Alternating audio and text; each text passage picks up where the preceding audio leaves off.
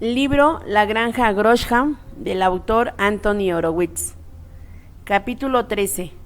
El tren fantasma. David atravesó corriendo el campo, la hierba alta le llegaba al pecho. Atrás estaba el bote en el embarcadero, no amarrado, sino incrustado. El trayecto había sido todo menos tranquilo. Era la mañana del día siguiente. Por la niebla, las corrientes y los controles del bote que le eran desconocidos, a David le tomó más tiempo del que había pensado atravesar las aguas, y ya había oscurecido cuando se estrelló contra la costa de Norfolk. Debió pasar la noche en la cabina destrozada, y no fue sino hasta que alumbraron los primeros rayos del día cuando se dio cuenta de que había llegado exactamente al mismo lugar de donde había salido. El campo subía en suave declive hasta el blanco y brillante molino de viento que David había visto por primera vez desde la carroza fúnebre.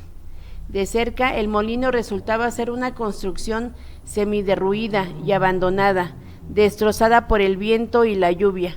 Las aspas no eran más que armazones de madera torcida, que más bien parecían las alas esqueléticas de un insecto. Si David esperaba encontrar un teléfono pronto, se desilusionó. El molino de viento estaba abandonado desde hace 100 años y las líneas del teléfono habían pasado de largo. Pero del otro lado encontró una carretera y se paró ahí, tambaleándose, muerto de cansancio y frío. Un coche pasó toda velocidad y David parpadeó. Fue casi como si hubiera olvidado lo que era un automóvil común y corriente. Miró con nerviosismo por encima de su hombro. No había manera de que alguien de la escuela lo hubiera seguido. Pero tratándose de la granja Grosham, no se podía estar seguro de nada, así que se sintió perdido y desamparado en medio del aplastante silencioso de aquel páramo. Tenía que llegar al pueblo más cercano y a la civilización. No traía dinero, eso significaba pedir que lo llevaran de aventón. David extendió la mano y puso el pulgar en posición. Seguramente alguien se detendría, alguien tenía que detenerse. 77 coches pasaron, David los contó. No solamente se negaron a detenerse, algunos de hecho aceleraron, como si estuvieran ansiosos por evitarlo. ¿Qué había de malo en él? Era solo un muchacho de 13 años común y corriente, y cansado, y en medio de ningún lado, tratando de conseguir un aventón. 13 años, feliz cumpleaños, se dijo a sí mismo. De mala gana levantó el pulgar y lo intentó de nuevo. El coche número 79 se detuvo. Era un Ford color rojo brillante, conducido por un hombre alegre y gordo, llamado Horacio Revago. El señor Revago resultó ser agente viajero, según lo explicó. Se dedicaba a vender trucos de magia y bromas. No había necesidad de explicar nada. Cuando David se sentó del asiento, escapó un ruido sordo. El chicle que le ofreció era de jabón y había 2 palomas, un conejo y una tira de salchicha de plástico dentro de la guantera. ¿De dónde vienes?, preguntó Horacio, al tiempo que levantaba la barbilla para hacer girar su corbata de moño. De la escuela, susurró David. ¿Te estás escapando? Horacio levantó una ceja, luego la otra y movió las aletas de la nariz. Sí. David respondió hondo. Tengo que llegar a una estación de policía. ¿Por qué? Estoy en peligro, señor Revago. La escuela es una locura. Está en una isla y todos son vampiros y brujas y fantasmas y quieren convertirme en uno de ellos. Tengo que detenerlos. La risa de Horacio Revago sonó como el mugido de una vaca a la que estuvieran estrangulando. Su cara se puso roja y la flor que llevaba en el ojal comenzó a escupir un chorro de agua sobre el tablero. Así que también eres medio bromista, ¿eh?, dijo por fin. ¿Te quieres divertir? Te puedo vender una bomba pestosa o cochinadas de plástico. Le estoy diciendo la verdad, protestó ofendido. Claro, y yo soy el conde Drácula, ¿no? El vendedor de bromas volvió a carcajearse. Vampiros y brujas. ¡Qué buen chiste, amigo! ¡Qué buen chiste! David se bajó en Justantón, el primer pueblo. El señor Revago se había reído durante todo el camino, que las lágrimas chorreaban por sus mejillas y una verruga de mentiras que tenía en la barbilla se le despegó. Todavía chillaba de risa cuando arrancó. Al agitar la mano de sus mangas salieron naipes. David esperó a que el coche se alejara, luego echó a caminar.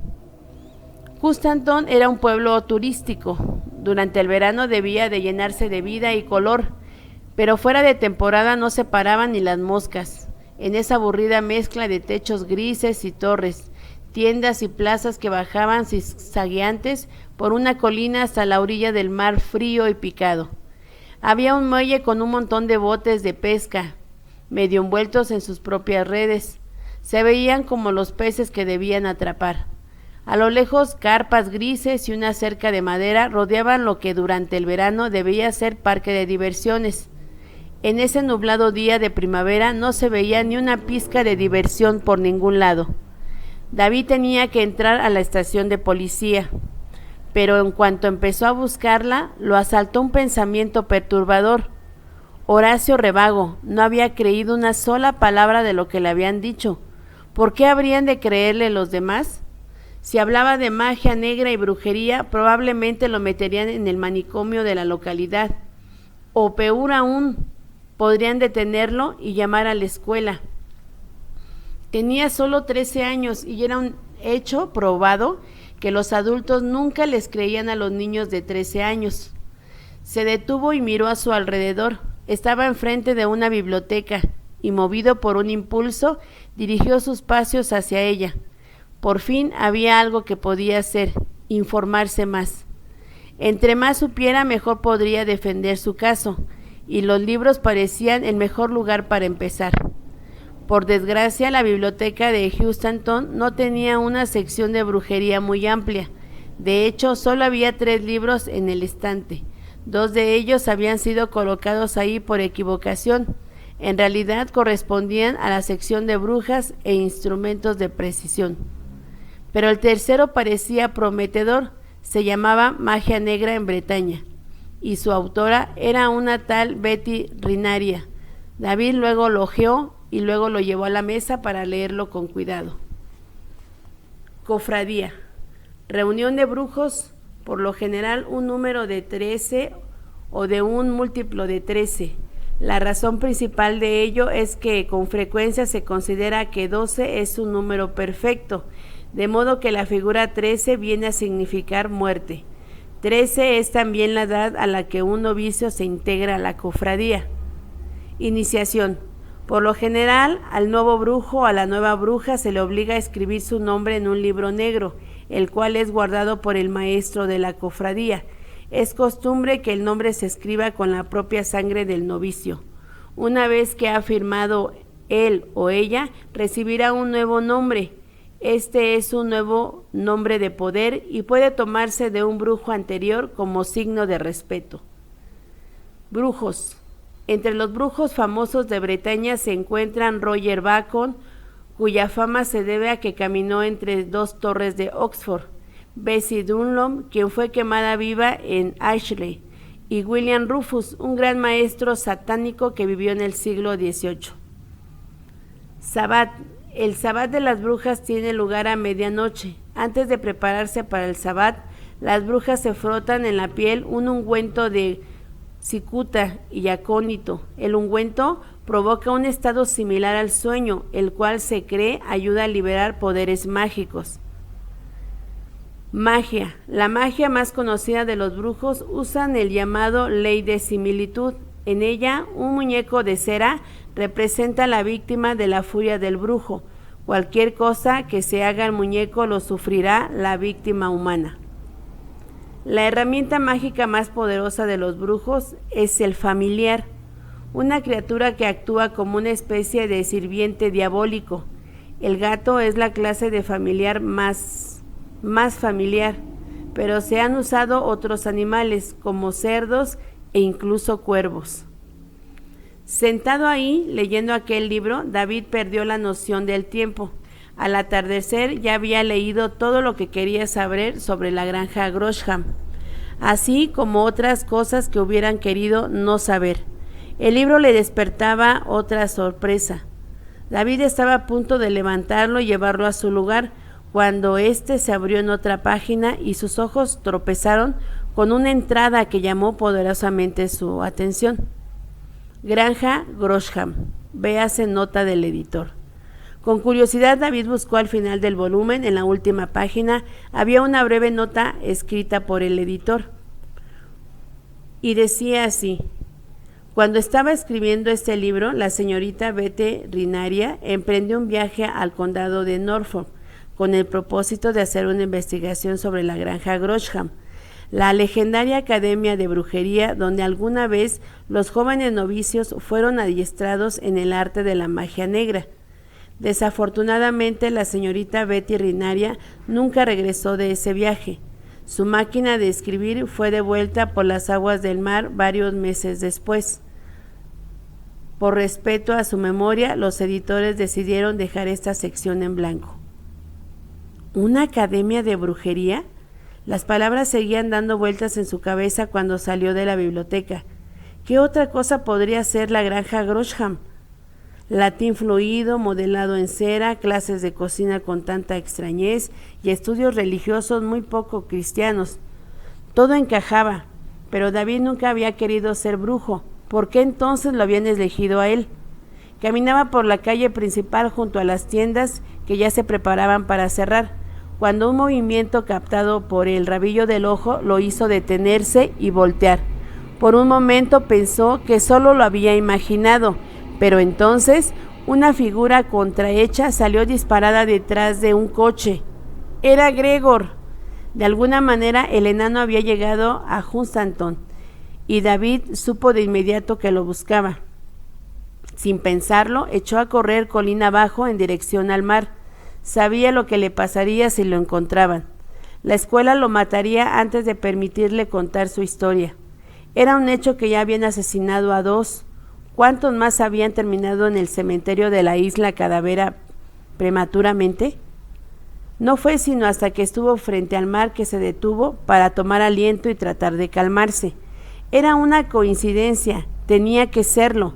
Gregor estaba ahí de compras o visitando a un amigo. Nadie en la escuela podía saber que todavía se encontraba en Hunstanton. A unos metros de él, Gregor soltó una risita. El jorobado estaba sentado en un muro de ladrillo de poca altura, viéndolo con su único ojo, redondo como una cuenta. Sacó algo de su cinturón. Era una navaja de por lo menos 20 centímetros de largo que brillaba malignamente. David se dio la vuelta y echó a correr otra vez. No tenía idea de hacia dónde se dirigía. El mundo entero se inclinaba y se estremecía cada vez que sus pies golpeaban contra el frío pavimento de concreto. Lo único que podía escuchar era su propia respiración angustiada. Cuando volteó nuevamente hacia atrás, el enano ya no estaba ahí. Hunstanton se veía a la distancia. Había llegado el final del camino. De pronto se vio rodeado por unas carpas papaneadas y unos kioscos de madera torcidos. El parque de diversiones se encontraba justo en el centro de él. ¿Te gustaría dar una vuelta, hijo? El que habló era un hombre viejo con un abrigo raído y un cigarro colgado de una esquina de su boca. Estaba detrás del tren fantasma. Había 3 carros, uno azul, otro verde y el tercero amarillo, sobre una vía curva que se perdía detrás de un par de puertas. ¿Una vuelta? David recorrió con la mirada desde el tren fantasma hasta la orilla del mar. No había señales de Gregor. Si tengo que hacer una prueba. El viejo aplastó su cigarro y tosió. Qué suerte que hayas aparecido. ¿Te puedes dar una vuelta gratis? No, gracias. En cuanto David pronunció estas palabras, vio otra vez a Gregor, que entraba en el terreno de la feria. No había visto a David aún, pero lo estaba buscando. Todavía llevaba el cuchillo en la mano con la punta hacia arriba. David brincó dentro del carro, tenía que desaparecer de su vista. Un par de minutos dentro del tren fantasma podrían ser suficientes. Por lo menos Gregor no podría seguirlo ahí adentro. Sujétate fuerte. El viejo presionó un botón. El carro avanzó jaloneándose. Un segundo después chocó con las puertas. Estas se abrieron y luego se cerraron de un golpe detrás de él. David fue tragado por la oscuridad. Sintió que se asfixiaba. Entonces una luz roja brilló detrás de una calavera de plástico y David volvió a respirar. Si la calavera tenía el propósito de asustarlo, el efecto había sido el contrario. Le recordó que se trataba solo de un entrenamiento, una vuelta en un juego de feria, con máscaras de plástico y focos de colores. Un altavoz rompió el silencio con un boom grabado y David esbozó una sonrisa. Una luz verde parpadeó. Una araña de goma se balanceó hacia arriba y hacia abajo en un alambre muy visible. David sonrió nuevamente. Entonces el carro se precipitó en un abismo. La caída en la oscuridad fue tan larga que David sintió el aire correr entre sus cabellos y su espalda pegada al respaldo del asiento. En el último momento, cuando creyó que se estrellaría haciéndose pedazos al final de la vía, el carro frenó suavemente como si hubiera sido detenido por un colchón de aire. «Vaya paseo», se dijo. Era un alivio escuchar el sonido de su propia voz. Otra luz se encendió, una luz que de cierto modo resultaba menos eléctrica que las otras que habían visto. El sonido de un suave burbujeo salía de los altavoces, solo que de pronto David se preguntó si ahí habría altavoces. El sonido era muy real. También percibió un olor de humedad como el del pantano. Antes de la caída podía sentir las bahías debajo del carro. Ahora parecía que iba flotando. Una figura apareció en la oscuridad, un muñeco de plástico cubierto con un manto negro. Pero luego aquella figura levantó la cabeza y David se dio cuenta de que se trataba de un hombre que David conocía muy bien. ¿Realmente creíste que podrías escapar de nosotros?, preguntó el señor Tragacrudo. El tren fantasma reptó hacia adelante. La señora Wintergast se paró frente a él. «No pensé que fueras tan tonto», trineó la mujer. David se replegó en su asiento cuando vio que el carro se lanzaba contra ella, pero en el último momento una fuerza invisible jaló el vehículo hacia un lado y David se encontró frente al señor Escualo y al señor Falcón, ambos iluminados por un pálido resplandor azul. «¡Qué desilusión, señor Escualo! ¡Qué desastre, señor Falcón!». El tren fantasma se echó en reversa dando tumbos. La señorita Pedicure agitó su dedo índice y chasqueó la lengua. Monsieur Lelope, mitad hombre, mitad lobo, aulló. El señor Oxiso, pálido y semitransparente, abrió la boca para decir algo, pero en lugar de palabra de ella salió un bocanada de agua de mar. David se quedó donde estaba, agarrado al filo del asiento y respirando apenas, mientras todos los miembros del personal de la granja Grosham iban desapareciendo, uno tras otro, delante de él. Un humo negro comenzó a retorcerse alrededor de sus pies y pudo distinguir un resplandor rojo a la distancia que se hacía más brillante conforme se acercaba a él. De pronto, algo se enganchó a la puerta trasera del carro, justo encima de su cabeza. David miró hacia arriba. 2 manos de dedos retorcidos habían agarrado al metal, pero las manos no estaban unidas a brazo alguno. David gritó. El tren fantasma atravesó como rayo un segundo par de puertas. El resplandor rojizo del inmenso sol del atardecer estalló hiriendo sus ojos. Un viento frío agitó sus cabellos. Abajo, a lo lejos, las olas chocaban contra las rocas. El tren fantasma lo había llevado de regreso a la isla Calavera. El carro amarillo descansaba sobre la hierba en la cima del acantilado. No había vías, ni muñecos, ni feria. Era la tarde de su cumpleaños 13º y las sombras de la noche comenzaban a extenderse sobre la tierra.